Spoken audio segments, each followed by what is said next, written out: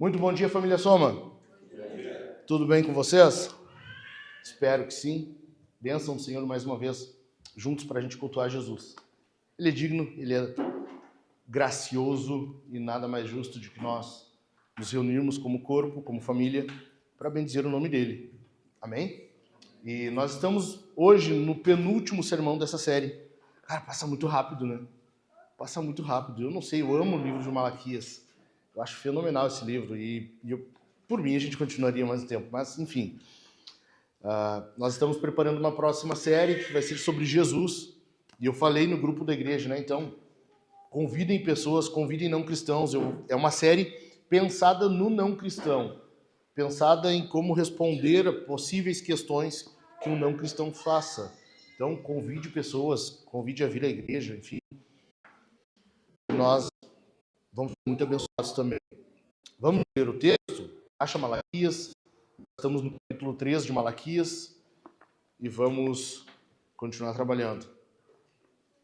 Malaquias 3 nós vamos ler hoje. Semana passada nós vimos que a generosidade do povo estava comprometida. Estava um pouco complicada a coisa. E Deus vem e confronta o povo. Cara, não é à toa que Deus diz, vocês estão me roubando, gente. Vocês estão me roubando. Isso aí é roubo. E, cara, se Deus falou, então é porque é. Então não adianta nós tentarmos argumentar, falar isso, falar aquilo. Não, mas veja bem, não. Deus falou que é, ponto. Encerrou, né? A gente se cala e só baixa a cabeça. O que acontece agora? Nós vamos para o versículo seguinte. E vai ser meio que uma consequência, vai ser meio que uma extensão. O livro todo obviamente. Mas nós vamos ver que algumas implicações aconteceram. Algumas coisas resultaram daquele confronto de Deus. E nós vamos hoje para a sexta disputa. É a última do livro. É a última vez que Deus vai confrontar o povo e vai haver aquele diálogo, sabe? Deus confronta em alguma coisa, o povo retruca, mas como assim? Sabe? E daí Deus vem, é desse jeito. Vamos ver aí? Malaquias capítulo 3, versículos 12 mais 1 até o 18. Cara, eu vou o resto da vida agora falando isso, acostumem-se, tá? É 12 mais 1, não existe mais um número no meu vocabulário. Ainda mais hoje, 7 de setembro, entendeu? Dia da independência, dia que o povo vai às ruas. E não sei se vocês viram, olha só, um comentário, só um parênteses, ok? Não sei se vocês viram a galera meio canhota chamando alguns também para manifestação no 7 de setembro, vocês viram? Não viram isso? Cara, o que vai acontecer? Olha só, o profeta vai dizer, tô brincando. O que vai acontecer? Amanhã as notícias vão dizer, o povo vai às ruas se manifestar contra a anistia, contra não sei o quê, contra a Bolsa. Cuida se não vai acontecer isso. Eu faço questão de pegar o link e mandar lá no grupo para vocês, tá? Porque vai acontecer, escreve o que eu tô te falando. Acharam aí Malaquias? Vamos embora, vamos lá? Versículo 12 mais 1. Vocês disseram palavras duras contra mim, diz o Senhor, e ainda perguntam, o que falamos contra ti? Cara, o povo tá vendo? É um povo teimoso, né? Parece a gente, né? Parece nós. O que falamos contra ti? Vocês dizem, é inútil servir a Deus. De que nos adianta guardar os seus preceitos e andar de luto diante do Senhor dos Exércitos? Agora, pois, nós vamos dizer que os soberbos é que são felizes. Também os que praticam o mal prosperam. Sim, eles tentam o Senhor e escapam. Versículo 16. Então os que temiam o Senhor falavam uns aos outros, opa, presta atenção aqui.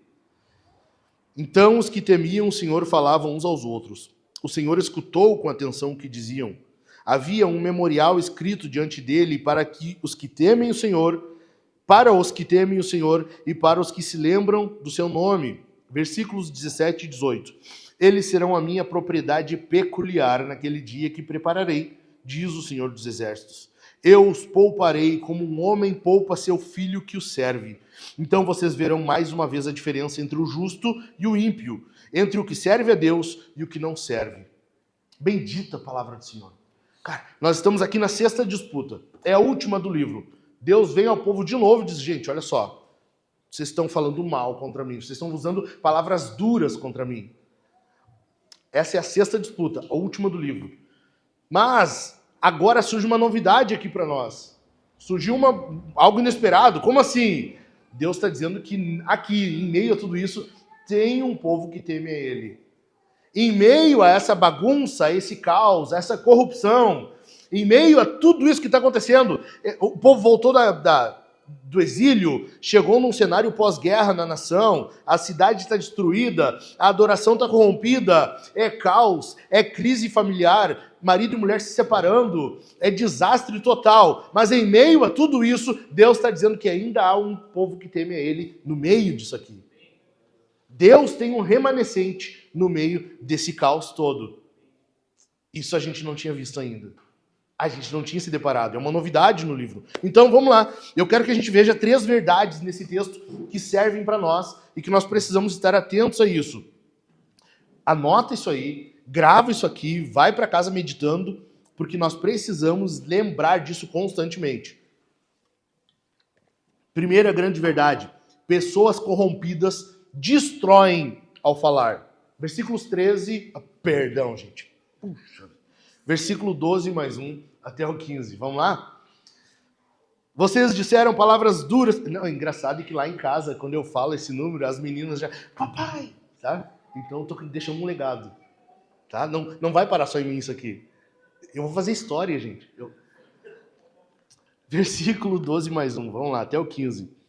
Vocês disseram palavras duras contra mim, diz o Senhor. E ainda perguntam, o que falamos contra ti? Tá vendo a teimosia, a obstinação do povo? Vocês dizem, olha o que é a palavra dura contra o Senhor, tá? Deus vai dizer agora quais são as palavras duras contra ele. É inútil servir a Deus. De que nos adianta guardar os seus preceitos e andar de luto diante do Senhor dos Exércitos? Agora, pois, nós vamos dizer que os soberbos é que são felizes. Também os que praticam o mal prosperam. Sim, eles tentam o Senhor e escapam. Uma observação aqui. Lembra como é que encerrou a passagem anterior? Que nós vimos semana passada? O Deus está dizendo que quando o povo fosse generoso, que fizesse prova do Senhor, sendo generoso, entregando os dízimos e ofertas. Lembram? No finalzinho do versículo, Deus diz, então, todas as nações verão que vocês são... Quem lembra? Vocês são felizes.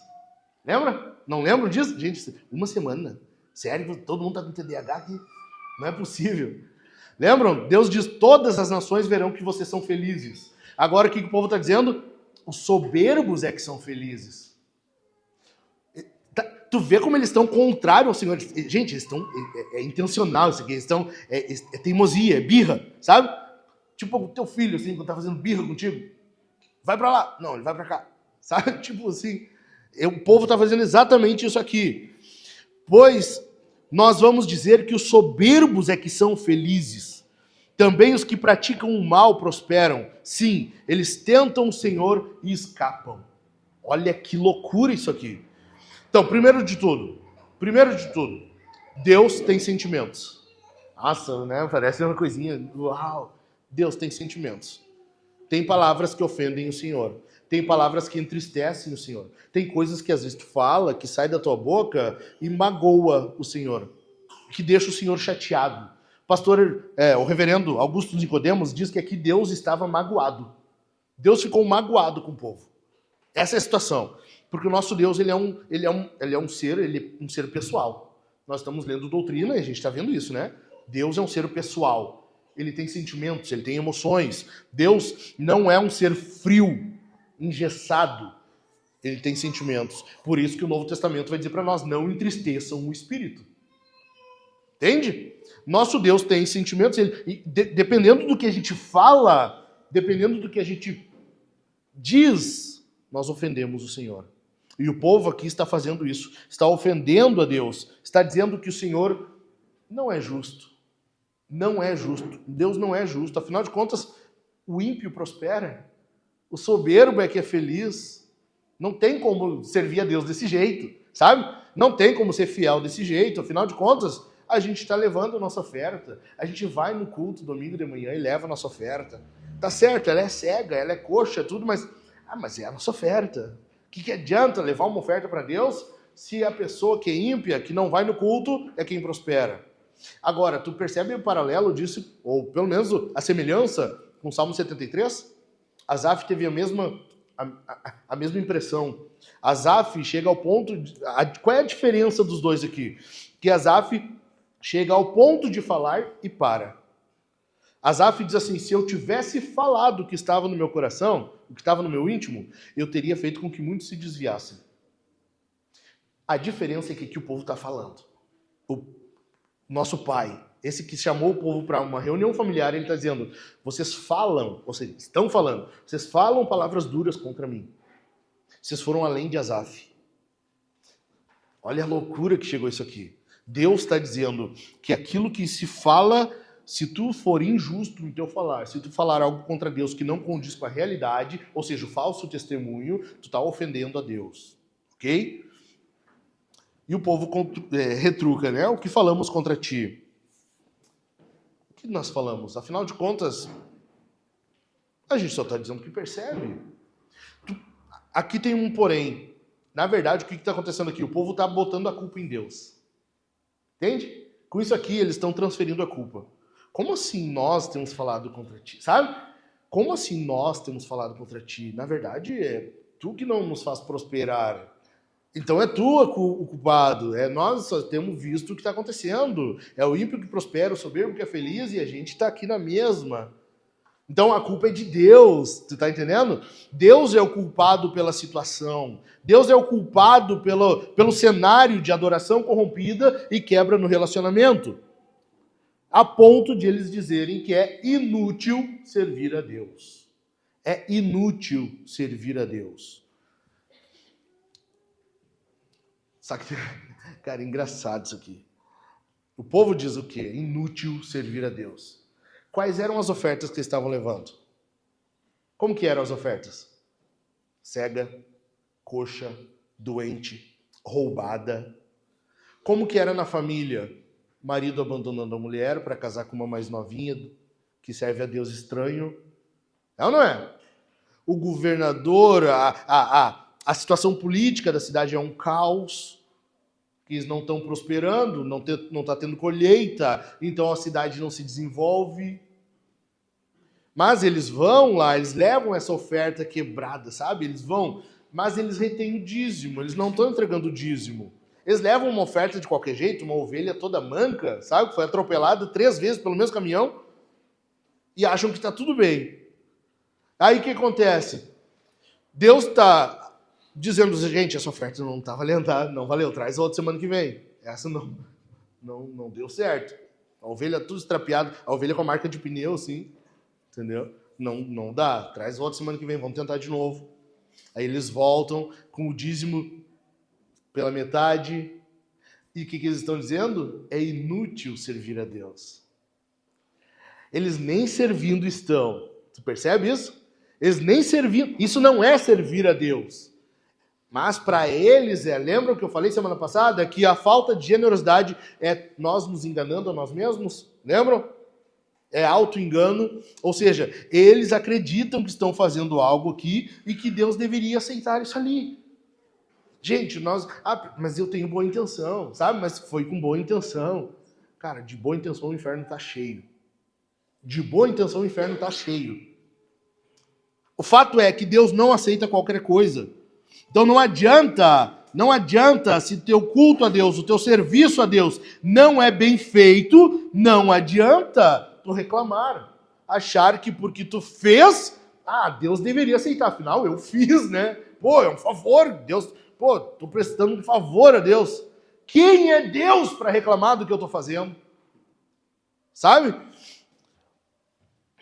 Primeira coisa que a gente percebe aqui é que o anestesiamento espiritual é corrosivo. O anestesiamento, eles estão anestesiados, cara. Estão com a mente já cauterizada, a consciência cauterizada. Eles estão anestesiados, eles nem se dão conta mais de que a adoração tá um caos, sabe? De que o culto a Deus tem sido de qualquer maneira.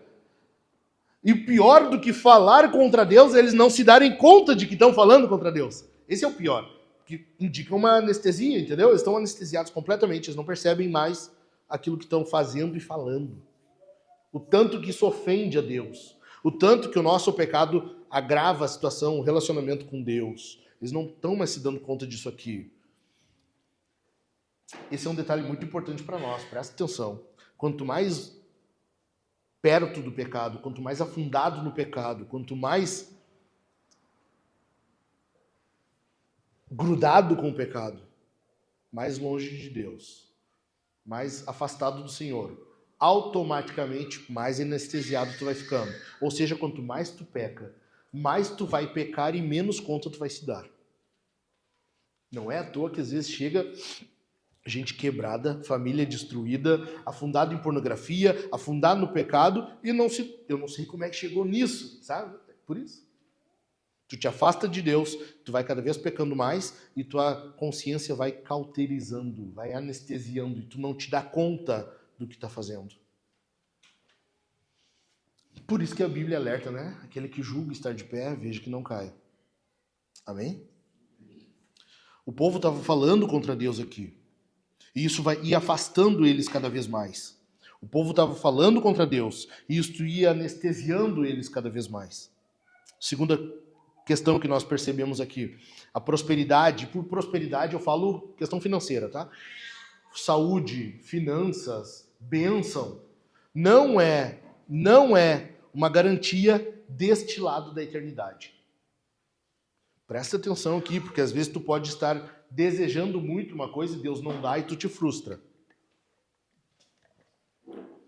Prosperidade financeira, bênção, saúde, não é uma garantia. Lembra, eu falei semana passada, aquilo ali é um princípio.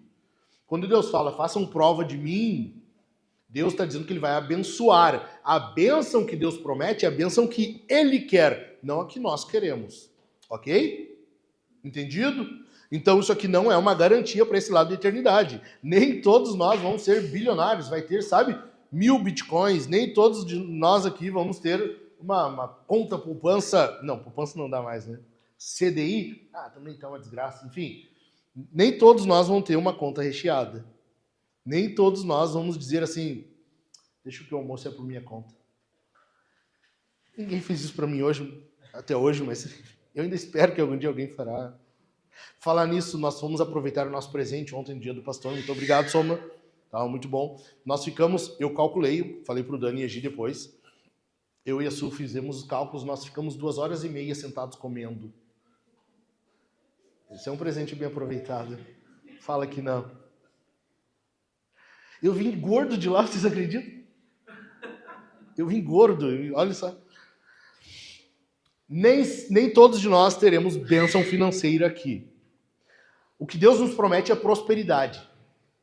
Detalhe, prosperidade para o Senhor é o quê? Nós termos o que comer, o que beber, estarmos contentes nele. Ele provê para nós o que ele acha que é necessário. Amém? Entendido? Mesmo? Ninguém murmurando depois então, tá? Além disso, a murmuração é pecado.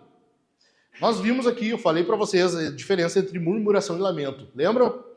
A murmuração é pecado. Agora, a falta de noção também é. E tem muito crente sem noção. Tem muito crente sem noção. Cara, tu vai ver gente reclamando da vida que tem, gente reclamando das condições que Deus dá, gente reclamando porque não alcançou aquilo que queria, ou então gente achando que manipula Deus. Não, porque tu vai conseguir, ou eu vou conseguir em nome de Jesus. Sabe que em nome de Jesus virou um passe de mágica hoje. Virou um estalar de dedos, e aí aquele ser que está lá em cima, ele é obrigado a fazer aquilo que tu quer agora, desde que tu fale em nome de Jesus. Entende? Nós precisamos entender, cara, a falta de noção, a ingratidão também é pecado. Não é só a murmuração. Ok? E, além disso, as aparências enganam. As aparências enganam. A riqueza nem sempre é uma bênção. Às vezes, presta atenção aqui, ó. Às vezes, para alguns, Deus envia a riqueza como maldição. É o que tu quer? É mesmo o que tu quer? Então pega. Esse é o teu Deus? É a isso que tu serve? Então toma. Algumas vezes, Deus dá riqueza para a pessoa realmente se enfiar no pecado. Cara, Lucas 16, do 19 ao 31, lembra a história do rico e Lázaro? O rico teve tudo o que quis. Ele tinha tudo o que ele queria. Condições financeiras não faltaram. Nem por isso ele foi para o céu. As aparências enganam. Às vezes tu olha uma pessoa bem-sucedida, ela é bem resolvida financeiramente, ela tem uma boa casa, tem um bom carro. O pastor Daniel agora está de sorrindo, é inacreditável, não sei como é que consegue. Sabe? Tu olha para a pessoa, ela tem, só que às vezes não tem o principal, que é Jesus. Ela tem as coisas, mas falta o Senhor das coisas. Entendeu? Então nós precisamos entender que nem sempre nós teremos riqueza deste lado, e às vezes as aparências enganam. Spurgeon tem um sermão dele, e ele fala sobre o banquete do diabo e o banquete de Jesus. Presta atenção aqui um pouquinho. Ele está pregando em João 2, lembram?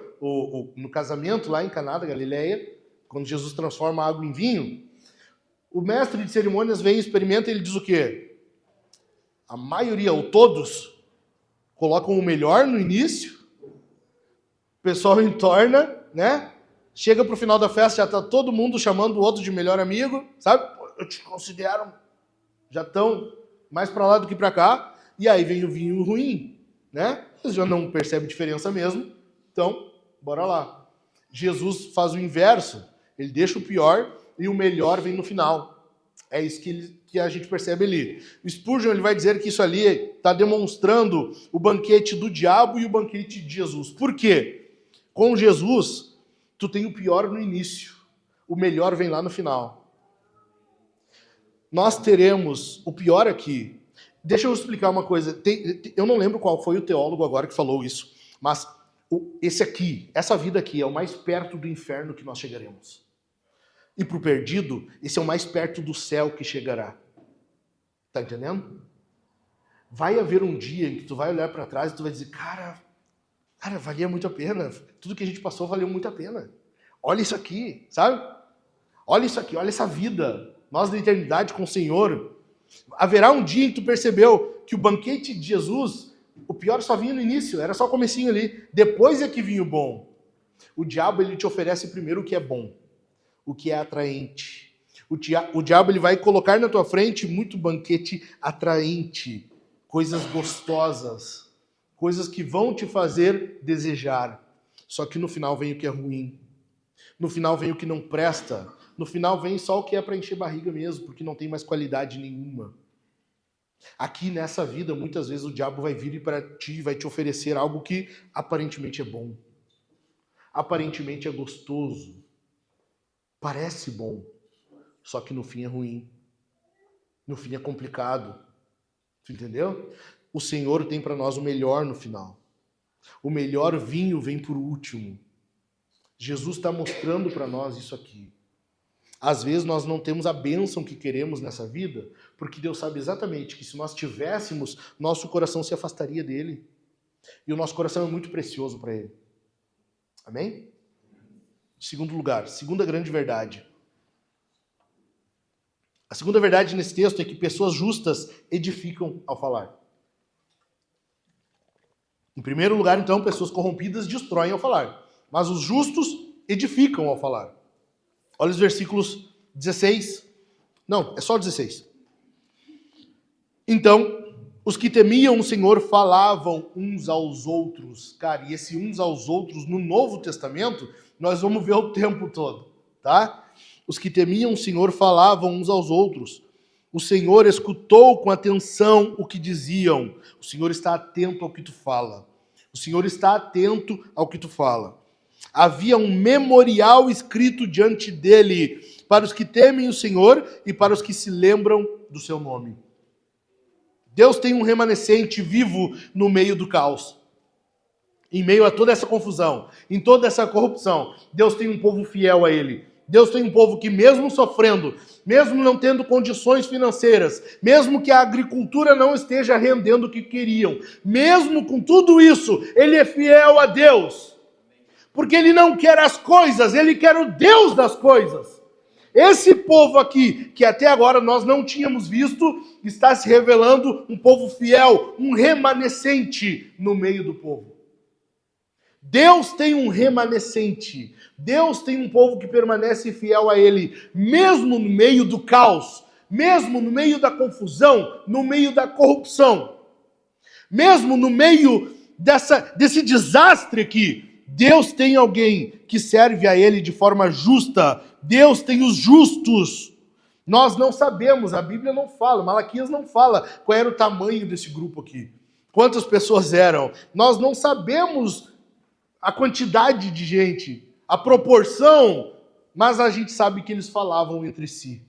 A gente sabe que eles falavam entre si. Por isso Paulo vai dizer aos Efésios que nós devemos falar somente aquilo que servir para edificação. Sabe?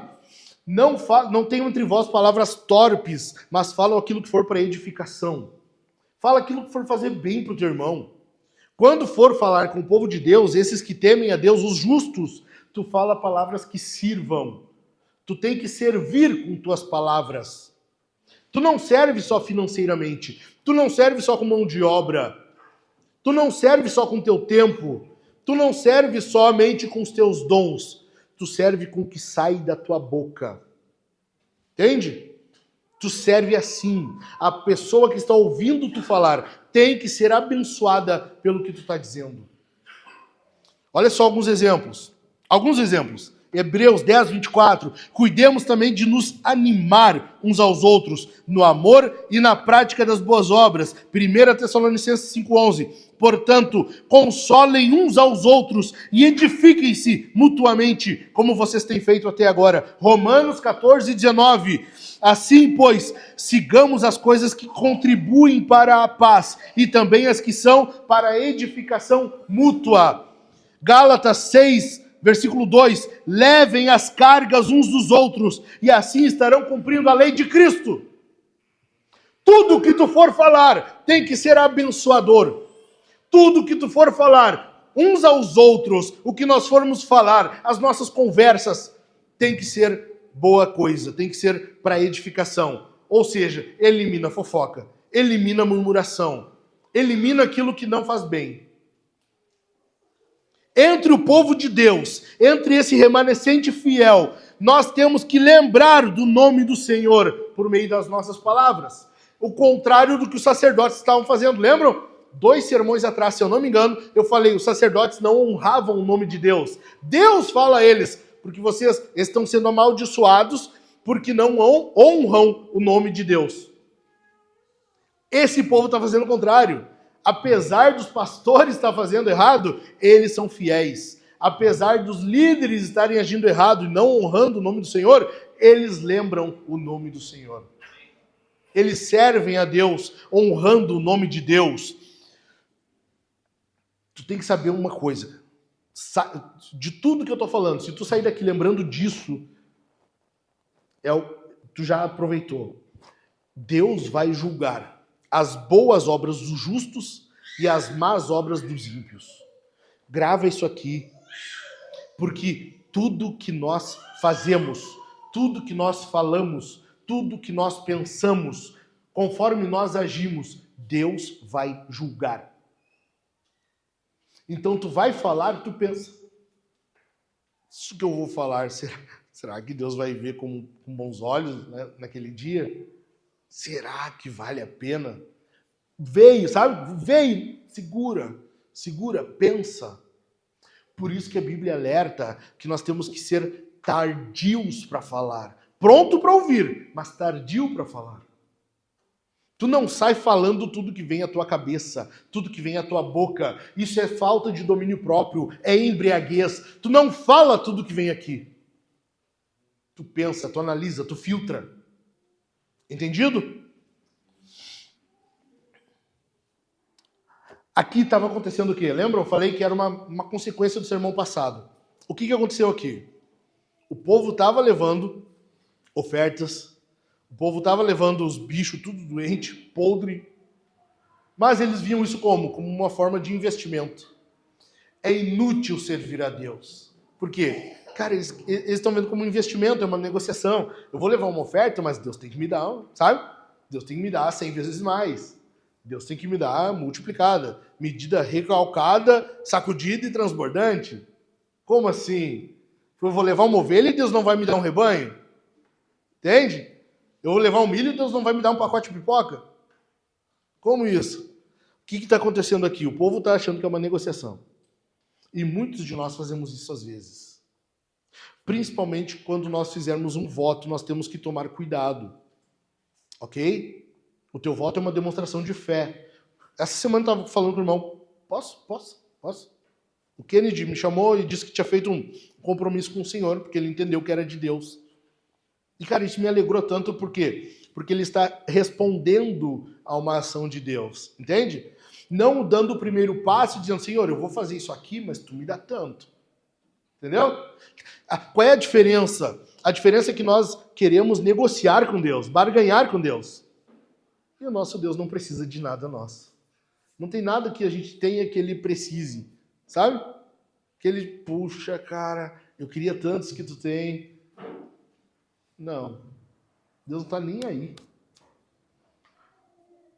Entendeu? Nós não negociamos com Deus. O povo estava achando que isso aqui era um investimento e Deus deveria recompensar, por isso que eles reclamam.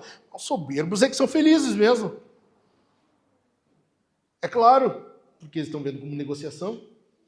Quando não houve resposta na negociação, se frustrou.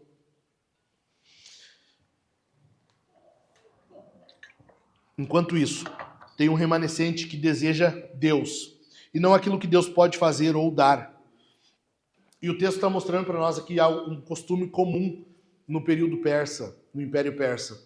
Lembram lá do livro de Esther, capítulo 6? O rei não consegue dormir, está com insônia. Ele pede o quê? Vem contar uma historinha para mim aí. O que eles fazem? Pega o livro de registro. Lembram disso ou não? Vai ler, vamos fazer o rei dormir contando uma historinha para ele. Daí lê a história de Mordecai. Vocês lembram disso? Gente, está na Bíblia, tá? Só para avisar, assim. O que Malaquias está mostrando para nós é que esse era um comum dos reis. Ter um livro de registro. É uma ilustração para dizer assim, ó, Deus tem tudo anotado. Óbvio que Deus não tem um bloquinho de notas, ele não precisa. A memória dele é bem boa. Entende? Deus não precisa, mas ele tem uma anotação. Deus tem...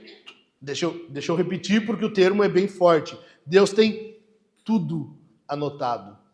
Das tuas e as minhas atitudes. Cara, eu não sei vocês, eu chego a tremer quando eu lembro disso. Cara, tem tanta coisa na minha vida que eu queria que fosse, sabe? Senhor, não dá para deixar isso para lá. Não tem como, sabe? Só essa partezinha aqui a gente deixar de lado. Tudo anotado. Deus tem tudo registrado. E é isso que o texto está mostrando para nós.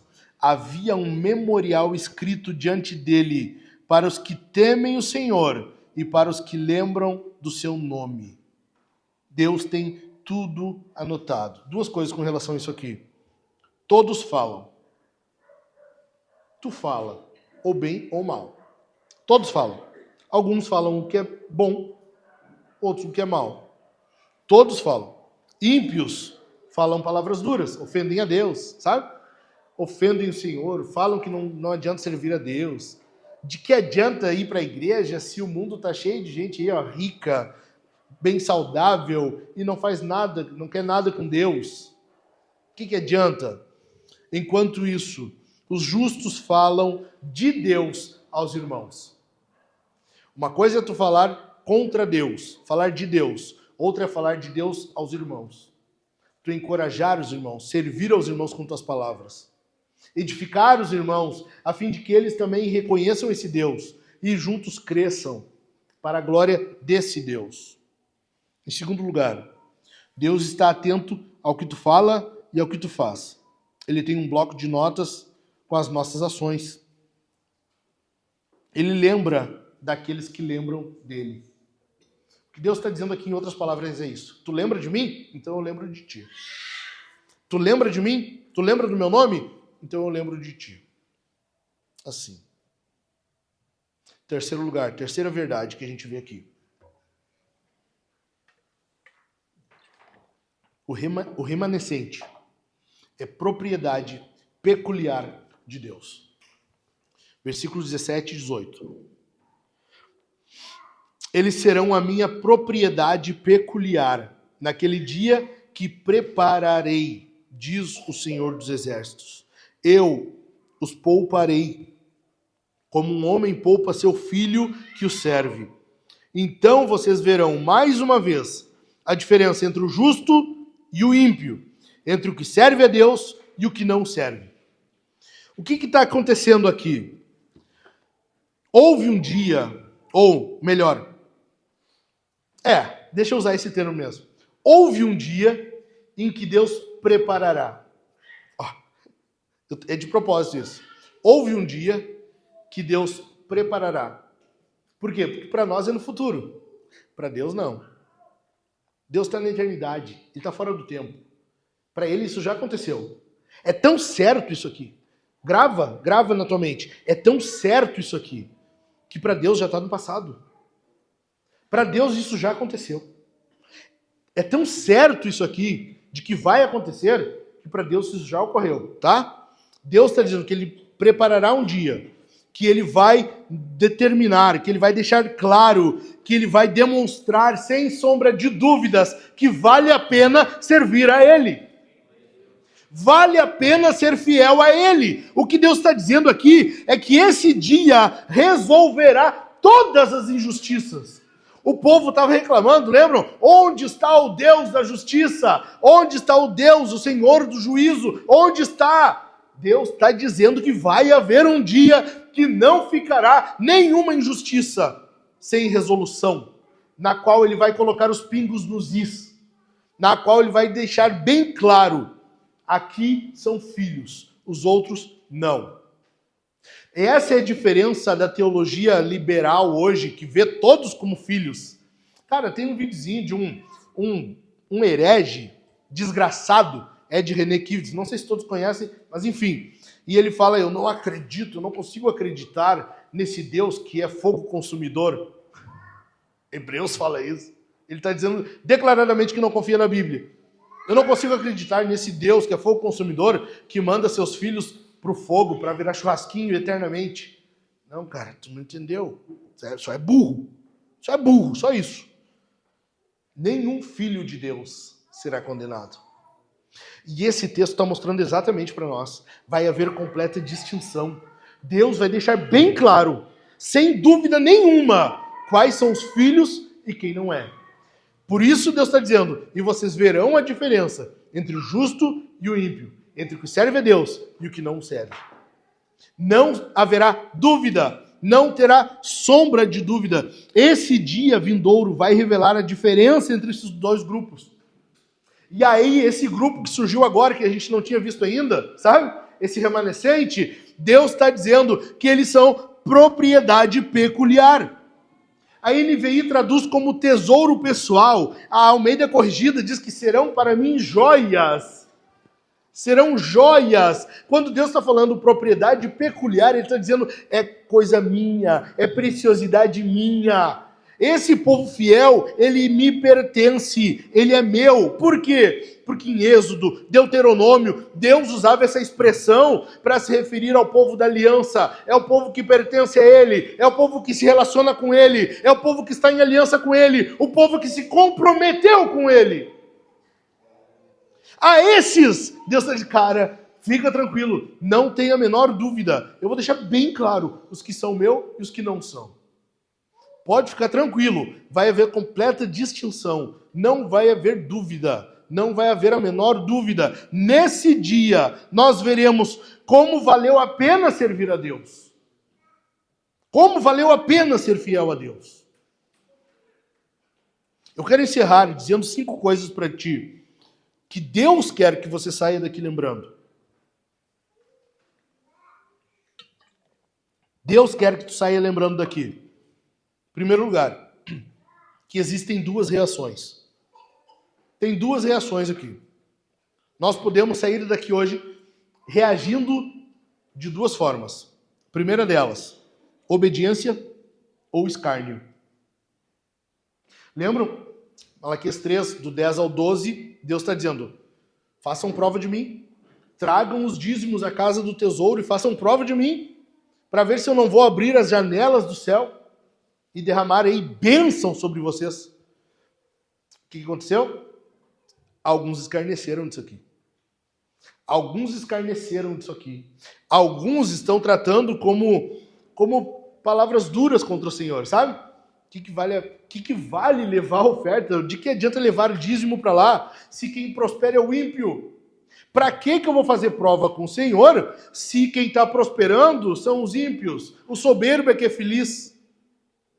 O que adianta eu levar o dízimos e ofertas? O que adianta eu ser generoso se quem prospera são os outros? Eu não.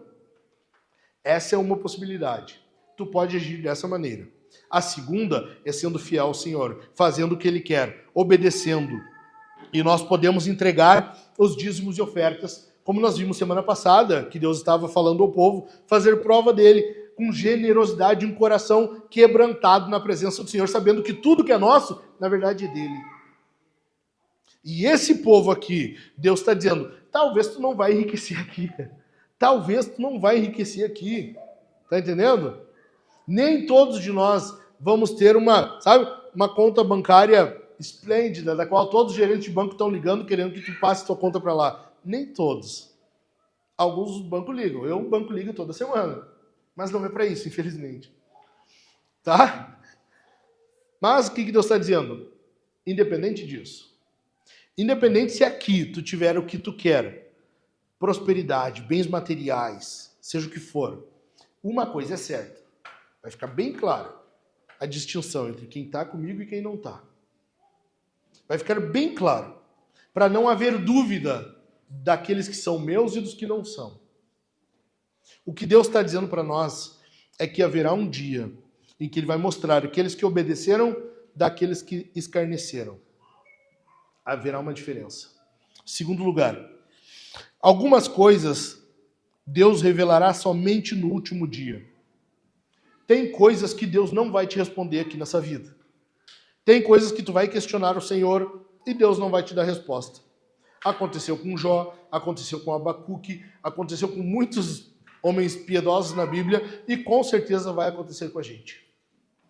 Muita dúvida, nosso Senhor, por que acontece isso? Por que disso? Por que daqui? E Deus não vai te dar resposta. O que a gente faz? Nós ficamos com aquilo que Ele nos responde. Nós ficamos com aquilo que Ele revelou. Nós ficamos com aquilo que nós sabemos que Ele já enviou para nós. Amém? Em terceiro lugar, toda obediência é útil. Toda obediência é útil, mesmo que não pareça. Mesmo que não pareça. Querer algo diferente disso é querer ser o centro do culto. Não, eu queria levar parte do meu dízimo. Eu queria levar uma oferta conforme o que eu quero, mas eu também queria que Deus me desse toda a benção completa. Cara, então tu é o centro. Tu é o centro da adoração. E Deus é que está prestando culto a ti. Entendeu? Agora, se nós somos obedientes, independente da situação, independente do contexto, se na crise ou não, se tu está com pouco ou muito dinheiro, independente do que for, tu é fiel a Deus, tu é obediente a Deus, isso é útil. Isso é bom. Isso é bom. Porque o que Deus está dizendo, a última frase do versículo 18, entre o que serve a Deus e o que não serve. Tu quer servir a Deus? Tu obedeça. Jesus falou que Ele sabe que nós o amamos quando nós obedecemos.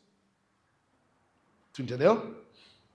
Nós temos muita utilidade em obedecer a Deus. O problema é que muitas vezes questões financeiras, preocupações financeiras, podem nos cegar. E eu sou expert no que eu estou falando. Tá? Eu tenho toda a experiência. No final do culto eu posso contar para você assim, ó. Passar o resto do dia, faz um churrasco e eu fico contando o tempo todo enquanto tu assa a carne. E só eu vou falar. É um monólogo. Preocupação financeira pode te cegar. Lembram? A primeira moedinha que cai é de Deus. A de Deus é que cai. Puxa vida, a moeda é de Deus. Ficou do lanche aqui e a de Deus caiu. É assim. Isso pode nos cegar, mas Deus quer a nossa obediência. Em quarto lugar, riqueza sem relacionamento é maldição. Presta atenção. Riqueza, posses, condições financeiras sem relacionamento é maldição. Para alguns, Deus concede riqueza, para outros não. A questão não é que esses são abençoados por Deus. A questão é se tem relacionamento com Deus ou não. Não adianta tu querer riqueza se tu não quer o Deus da riqueza. Isso é maldição. Confiar nas riquezas é uma maldição. Confiar ou então se satisfazer nas riquezas. Cara, Paulo fala a Timóteo, 1 Timóteo 6,17, exorte os ricos, presta atenção, exorte os ricos deste mundo a que não sejam orgulhosos, nem depositem a sua esperança na instabilidade da riqueza, mas em Deus, que tudo proporciona ricamente para o nosso prazer. Deus te concede ricamente. E olha o detalhe, para quê? Paulo está dizendo para que Deus concede. Qual é o objetivo? Para o nosso prazer. Nosso Deus é tão bom que Ele te dá. Ele é um Deus generoso. Tu nunca vai vencer de Deus em generosidade, ok? Deus concede, Deus dá. E detalhe, Deus concede ricamente. Deus é um Deus que dá abundantemente. Deus doa, Ele é generoso de forma abundante. Ele não dá contadinho. Quando Ele abençoa, a bênção é plena, é completa. Ok? Segundo detalhe, quando Ele faz isso, é para o teu e o meu prazer. Ah, então não tem problema tu usar os seus recursos para tu aproveitar com a tua família, dar uma saída, passeia, tira férias. Nenhum. O problema é quando tu só queres. O problema é quando esse é o cerne da questão. O foco, o objetivo. Deus concede, e sim, a Bíblia diz, para o teu prazer. Para o nosso prazer. Amém? Em quinto lugar, Deus tem o melhor para você. Nossa, virou prosperidade agora. Agora eu virei coach. Agora traga uns dízimos, sabe? Vão largando meus pés, assim. Passa a mão já no meu pé. Cara, eu vou ter um trono aqui. Ontem nós vimos, do Dani lá em Gramado, nós vimos umas cadeiras altas, assim, ó. Lembra, Dani? Aquelas cadeiras que custo alto. Cara, passa de mim, assim. Acho que não caberia aqui, não sei. Eu disse, eu vou botar no púlpito aquelas cadeiras pra mim. A Su vai pintar o cabelo de completo loiro, assim. Um loiro reluzente. Laque, muito laque, tem que ter laque. E nós vamos sentar aqui, daí vocês vêm, passam a mão e deixam ofertinha. Tem que pegar unção, né? Entendeu? Gente, falando sério, presta atenção nisso aqui, porque isso é bíblico. Deus tem o melhor para você. O problema é que muitos complementam essa frase de forma errada. Deus tem o melhor desta terra para você. Cara, até pode, eu não discordo totalmente, tá? Veja bem, depende qual a intenção com que a pessoa está falando. Se ele está dizendo que tu tem que prosperar, se tu não é rico, se tu não tem saúde, se tu não tem prosperidade aqui, Deus não te deu o melhor ainda, então tá errado. Tá totalmente errado. No entanto, a Bíblia diz que nós viveremos nessa terra. Deus vai refazer, recriar a terra por meio do fogo. Céus e terra se unirão novamente. Nós viveremos num jardim melhorado. Então, sim, nós teremos o melhor dessa terra. Ok. Mas o que eu estou dizendo não é isso. Eu estou dizendo que Deus tem o melhor para você. Ponto. Deus tem o melhor para você. Pode não ser agora, pode não ser nessa vida, mas Deus tem o melhor para você. Eu duvido que o céu não seja melhor que o inferno. Deus tem o melhor para você. Deus concede o melhor. Ele é um pai que está atento às nossas necessidades e ele sabe que a maior necessidade é vivermos eternamente com ele. Ele sabe que é estarmos na eternidade com Ele. Nós somos dele, nós pertencemos a Ele, nós somos a herança dele, propriedade peculiar. Mas sabe para quem? Para aqueles que consideram Deus também como sua herança. Salmo 73, 26. Depois que Asaf reclamou de tudo, o ímpio prospera. O ímpio é rico, eles têm saúde, a saúde salta-lhes dos olhos. Asaf estava reclamando e ele disse assim, que bom que eu não abri a minha boca, se eu tivesse aberto, falado o que eu pensava, eu teria desviado a muitos. Depois disso, depois que ele caiu em si, que ele se deu conta de como ele estava sendo tolo, ele diz: ainda que a minha carne e o meu coração desfaleçam, Deus é a fortaleza do meu coração e a minha herança para sempre. Deus está te considerando herança dele, mas tu tem que vê-lo como tua herança. Deus está dizendo: minha propriedade peculiar, meu povo, os meus queridinhos, sabe? É o meu povo, é o meu tesouro, essas são as minhas joias. Mas para quem? Quem são esses? É aqueles que dizem: o Senhor é a minha herança, o Senhor é a minha fortaleza, Ele é a minha porção. É a esses que Deus está dizendo que haverá diferença. Ele vai poupar os seus filhos. Ele está dizendo: eu vou mostrar a diferença. Como um pai poupa os seus filhos, eu vou poupar os meus filhos. Tu vai ser poupado por Deus. Tu vai ser poupado por quê? Porque tu é herança de Deus. Deus te adquiriu, Ele te comprou, Ele pagou um alto preço. Bendito é o nome do nosso Deus. Ele deixará bem claro, não vai haver dúvidas, não vai haver a menor dúvida de que Ele cuida daqueles que servem a Ele, de quem serve fielmente a Ele. Filhos são o tesouro de Deus, filhos são a joia de Deus. Você, meu irmão, você, minha irmã, é um tesouro de Deus. Fica de pé com essa verdade, glorificando o nome do Senhor, engrandecendo a Ele por quem Ele é, esse Deus tão maravilhoso, que em meio ao caos, em meio a uma adoração corrompida, Ele tem um povo que pertence a Ele, e Ele se alegra nesse povo, a ponto de dizer que são a herança dEle, são a propriedade peculiar. 1 Pedro, capítulo 2, versículo 9, Pedro usou essa expressão para dizer que nós somos propriedade exclusiva de Deus. Nós pertencemos unicamente ao Senhor. Por isso, Jesus diz que nós não podemos ter dois senhores. Nós pertencemos a um Senhor. Você e eu somos propriedade exclusiva de Deus. Você e eu somos propriedade peculiar de Deus. Bendito é o nome dEle. Bendito é o nome dEle. Aplaude o nome do Senhor. Ele merece. Ele é digno. Ele reina. Ele não precisava de nada disso. Ele não precisava de nada disso. Mas Ele achou por bem. Ele quis nos adquirir. Ele quis. Ele tem prazer nisso. Ele tem prazer e Ele quer nós, como nós queremos nossos filhos à nossa volta, assim Deus nos quer juntinho dEle. Bendito é o nome dEle. Bendito é o nome do nosso Deus. Bendito. Vamos responder o sermão, meus irmãos? Vamos com gratidão, com exultação no coração, com um coração que está exultando em alegria, em gratidão a Deus. Vamos participar da ceia, nós vamos participar do corpo e do sangue do Senhor. Esse preço que foi pago foi para que nós pudéssemos hoje participar disso ali e demonstrar que fazemos parte do povo de Deus, que somos filhos de Deus. Quem participa da ceia? Quem é filho de Deus. Quem é filho? Filhos estão à mesa do Senhor. Os filhos se assentam à mesa do Senhor e participam do banquete que Ele oferece. Bendito é o nosso Deus.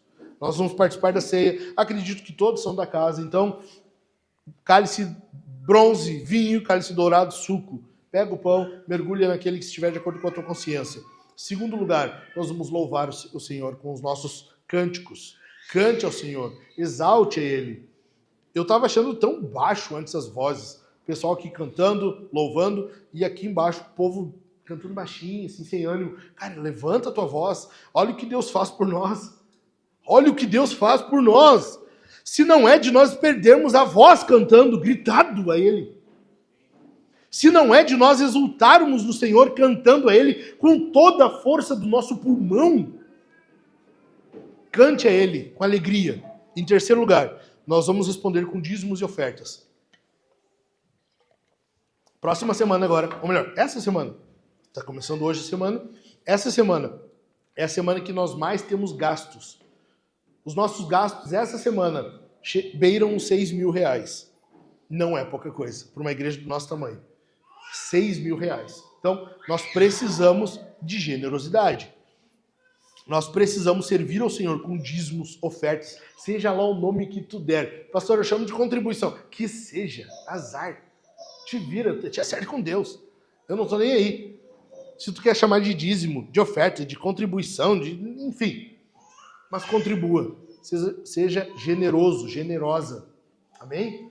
Essa semana nós temos muitos gastos. Muitos mesmo. A primeira semana do mês é a semana mais ferrada para nós. É a semana que eu tento falar com o Chico e ele sempre me responde de mau humor. Sabe? Ele tá um ranço. Eu entendo. Eu sou assim o mês todo. Então, oferte ali atrás, o Chico tem a maquininha, tá com ela aí? Maquininha, tem o gasofilácio. Se tu quiser depositar em dinheiro, e até ano que vem vai dar. Ano que vem o Estado, querendo o nosso bem, vem com o Drex aí. Muitos de nós viveremos na clandestinidade. Eu serei um deles. Não posso falar isso aqui depois. Enfim. Aproveite quando tu ainda pode usar dinheiro em cédula, ok? Deposite lá. Se não, quer Pix? Tem o QR Code ali também. Oferte generosamente. Amém, meus irmãos? Inclina a tua cabeça. Pai, tu é generoso, Deus. Tu é bondoso, Deus. Nós queremos te bendizer. Nós queremos levantar a nossa voz em adoração a ti. Nós queremos participar da ceia do Senhor, sendo lembrados do sacrifício de Cristo, o preço que tu pagou, para que hoje fôssemos feitos filhos do Senhor. Obrigado, Deus, por tamanha obra, por tamanho sacrifício. Nós queremos responder a ti, Senhor, participando da ceia, cantando a ti com toda a força do nosso pulmão. Nós queremos exultar em ti. Nós queremos bendizer o teu nome. Receba o nosso louvor. E nós queremos servir, Senhor, com as nossas finanças. Converta a nossa carteira, assim como tu converteu o nosso coração.